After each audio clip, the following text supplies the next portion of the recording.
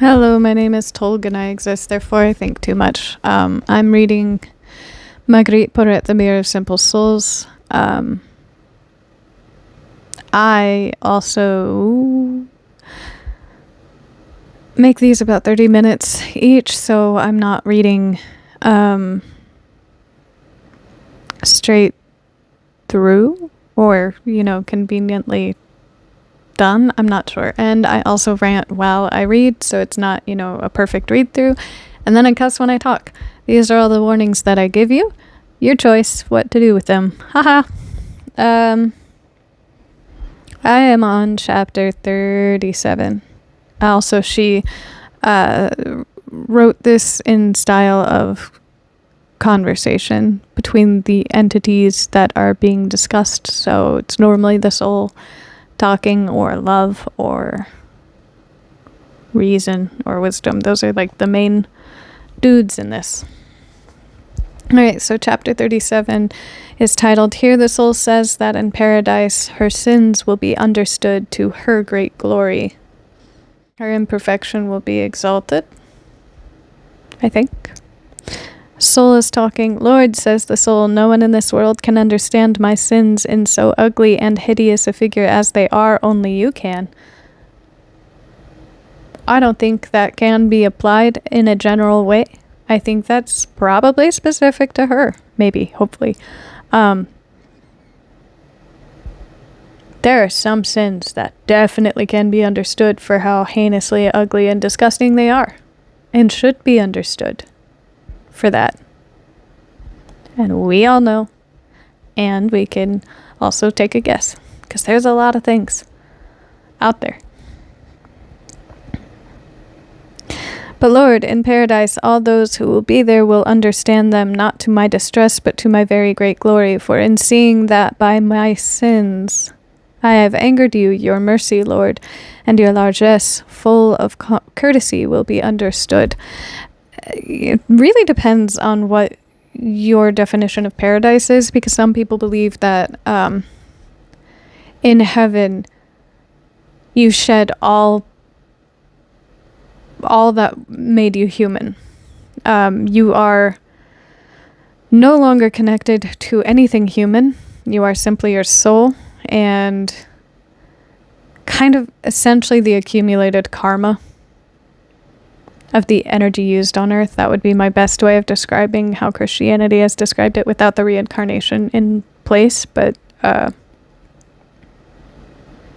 there is no human defining point, like your body's gone, your name is gone, people don't understand you as ownership of or owning anything. And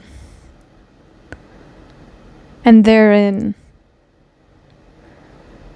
I don't know that anybody would be able to see sins, because that is something to be owned, rather than the energetic takeaway from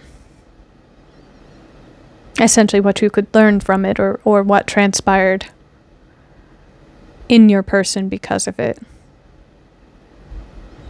And with respect to that, I don't know that anybody would need to understand the largesse of God. I wanted to use the word largesse. The courtesy of God, or the grace or the mercy of God, because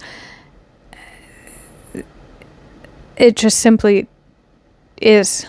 It would not need to be exemplified. Much like in the flesh, in the secular, on earth, it does need to be exemplified on the premise that we are faulty and apt to fall back into sin. So the reminder needs to constantly be there, and that is why there is an understanding of ownership, accountability, and what is owned. It is the contrast, the understanding by which we base our knowledge, but that in heaven wouldn't exist. In heaven, everything just is. Love is speaking. Such courtesy, says love, gives peace of conscience to this soul, whatever she might do or leave undone, in order to will your will, Lord. Which has a number 26 like it's being referenced. Which could be because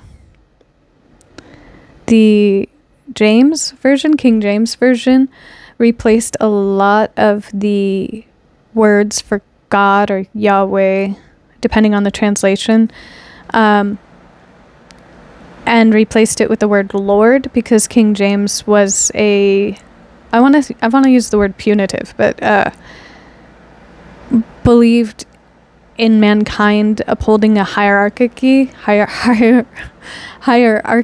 understanding of a caste system, with honor to a monarchy ruling.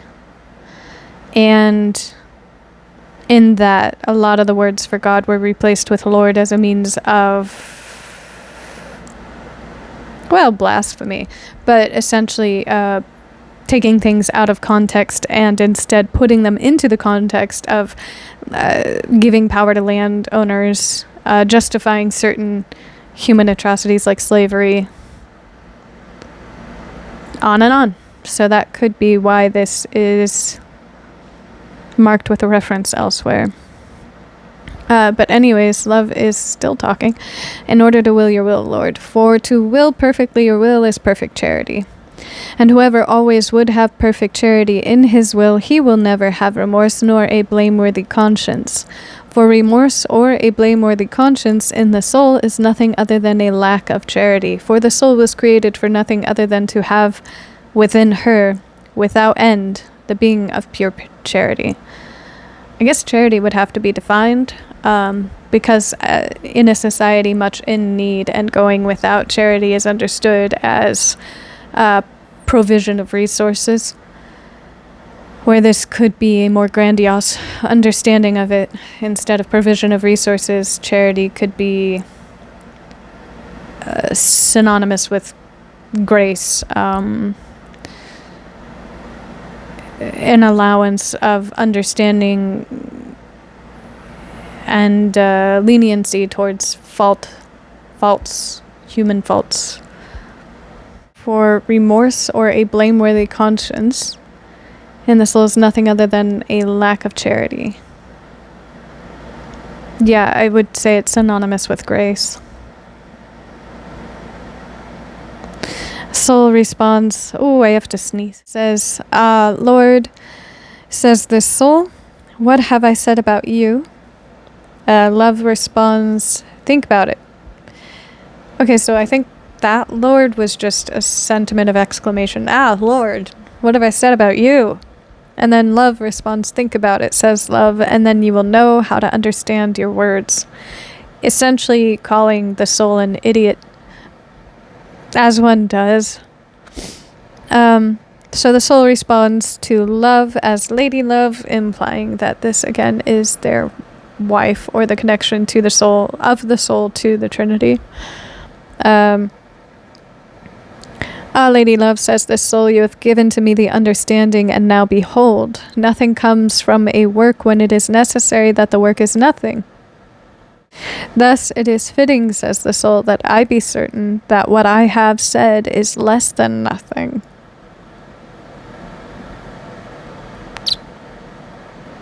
Logical fallacy? On the supposition of practiced humility?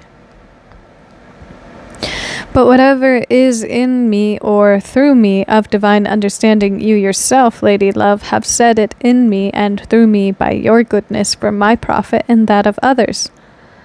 Have said it in me? That could be mistranslation, because it have spoken it into me is something that Christianity says. You've spoken the word of God into me. You've spoken love into me. These are things that are oftentimes said in the church. Have said it in me and through me by your goodness for my profit and that of others. Therefore yours is the glory of it and ours the profit, and so it is also for the hearers who will read this book. There's this, one of my favorite things in life is contrast. I am highly attracted to contrast, especially aesthetically. So like pastel goth, for instance, or just, wrong place, wrong time, love that shit. But there is this, because of that interest, I have this incredible attraction to certain songs that, like, it's a pop song and it's got the jaunty tune, or it's lovely and you think it's really soft, and then you look up the lyrics and it's like, that's incredibly fucked up. Wow.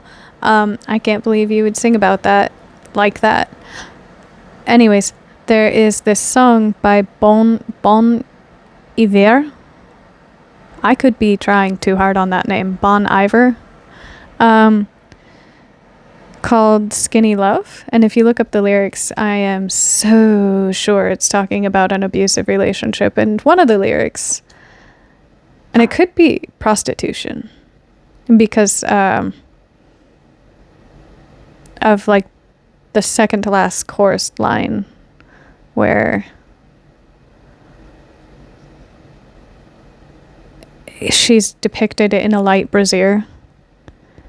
Anyways, like, that's not questioned, and it should be questioned more. In it says, I'll be holding all the tickets, you'll be holding all the fines.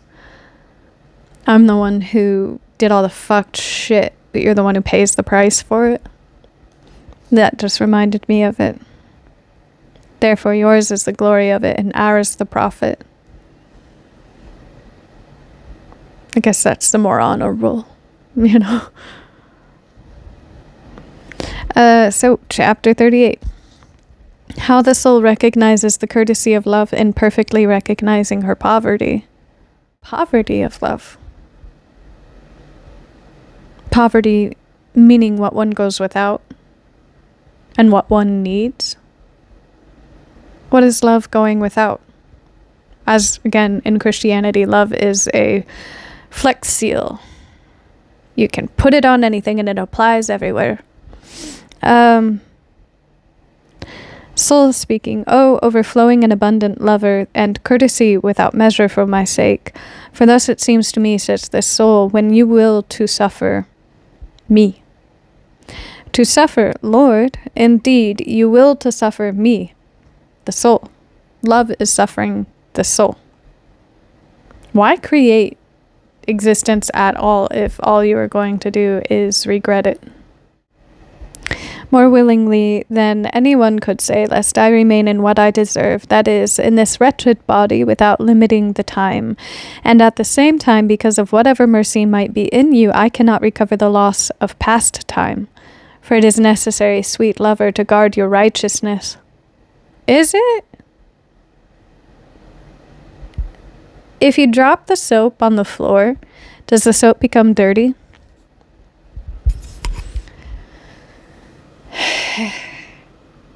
Can purity actually be tainted? Are these, again, logical fallacies? If it is righteous, do you need to guard it? If it is righteous and it remains unguarded and unprotected, can it become unrighteous without you doing anything to actively push it into being unrighteous? Righteousness is righteousness is righteousness.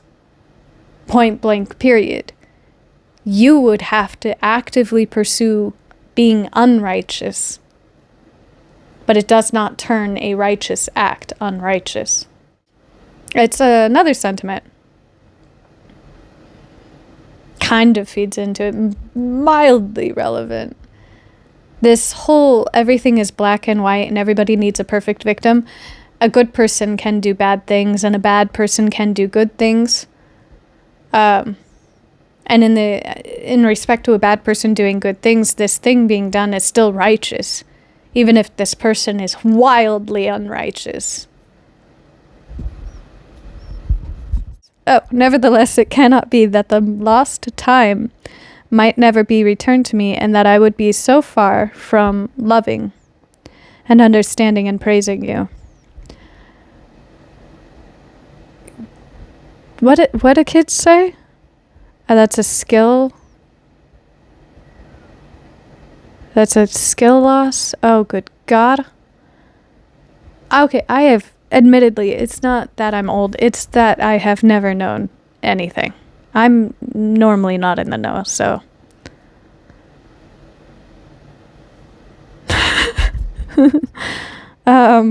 Anyways, that That sounds like a you problem is another way of saying that. If you are distanced from loving and understanding and praising God, if God is everything, like I've said before, you don't, and in the Bible, where two or more are gathered in my name, so there too shall I be. If God is everything, you can find God on crack, high as shit in the middle of an alleyway. So long as you're fucking looking. You don't even need to be reading the Bible in order to be able to read God's words. If God is everything, God will find you where you're at. If God is everything and you want to praise everything, you can do that. Nothing should ever stop you, and the only thing that would get in your fucking way is yourself. How many moments of an hour have I been idle, and in how many deficiencies have I fallen? Amen. I who am in the abyss of total poverty. There was, I think I've said it in one of these videos, but, in a moment of accidental mimicry almost, but mirroring, I concluded along with my uncle out loud, there is always a lower bottom than rock bottom. If you think you have fallen to the worst of it, you can go lower. There is always a lower. And it would do you well not to grieve that you have fallen, but instead not pick yourself up by the bootstraps, but work with what the fuck you have. Don't idealize something that is far out of reach, which goes hand in hand with don't grieve what you have lost. These things only serve a purpose of release of chemicals, and past that use, you are doing nothing but stunting your own growth. If you cannot move past a moment and you hold on to the moment, you are holding on to death.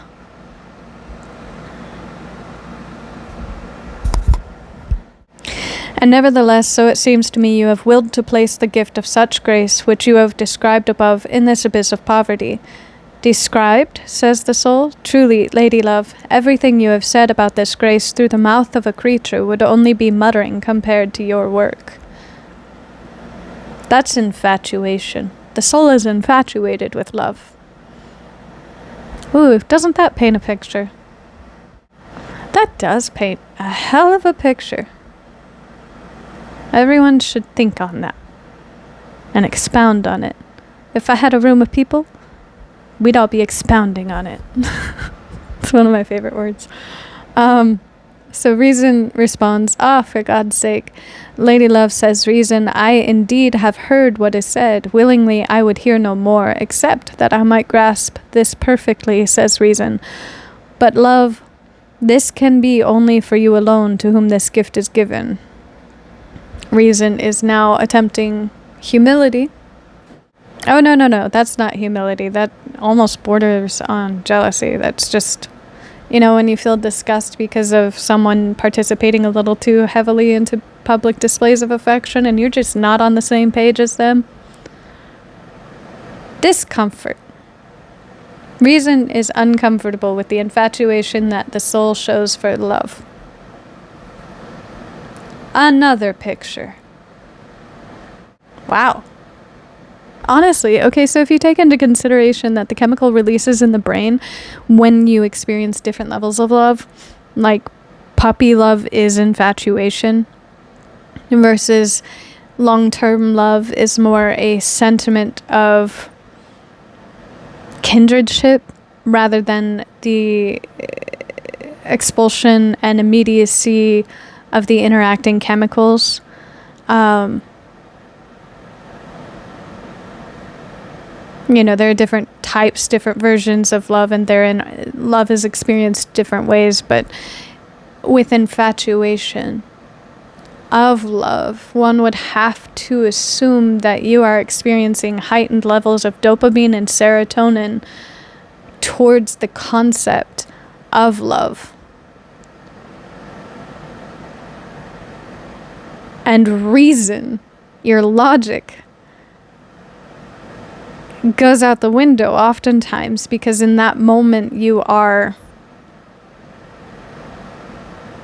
experiencing an almost euphoric sense of an ideal. Most people in that position lack self-awareness, let alone the ability to hold themselves accountable towards their own actions if they're so fucking high on that level of dopamine and serotonin mixed. It's why if you come across someone that says they just love falling in love, and, you know, they're in and out of relationships and they're always chasing that high of being in love, that's someone who's dangerous to themselves. And yeah, they could probably cause issues in other relationships outside of that chase of love, but they're very dangerous towards themselves because they do not stop to be considerate both chemically and logically towards their own person and their own growth. Love now says something, truly says love, and it is given by the Holy Spirit himself. What is? I lost myself. The gift is given. The gift is given by God. The gift of grace? I think the gift of grace. Because otherwise it's the loss of pastime, and I don't think that can be considered a gift. Okay, so the gift is grace. And this gift of grace is only had through God. And that's a convenient thing to say, because it puts you in a position of lacking responsibility towards the grace you ought to give yourself. And if the grace is always had at the hand of God, some ulterior entity that is nearly unreachable, especially due to perfection that you cannot attain yourself, then it puts you further into the position of relying on this system of humility and lack of accountability and holding yourself to the description allotted you by other people. If this grace is only had through God, then at any second you can find yourself out of God's grace. If enough people conclude that that is the case against you, then it is 3 against 1 that have understood you to not be good enough, and they don't have to provide you grace because that's God's job. It's an easy loophole for condemnation and control. Reason responds, therefore I say, says reason, that I cannot grasp it, except that it seems to me that everything which this soul has done, which is by you, is very well done. Everything that is done by you in reference to love is very well done. So love in chapter 38 is exalted. And oftentimes in Abrahamic Christian religions, love is exalted, which is kind of wild because adding into the system of lacking accountability, because everything that is good is God, and humans get to not be good therein, as long as the attempt is to be better.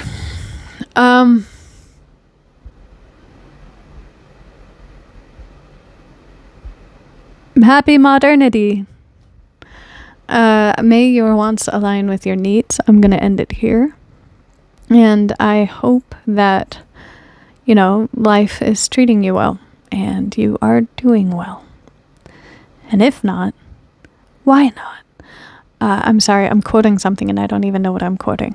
All right, have a good night. Bye.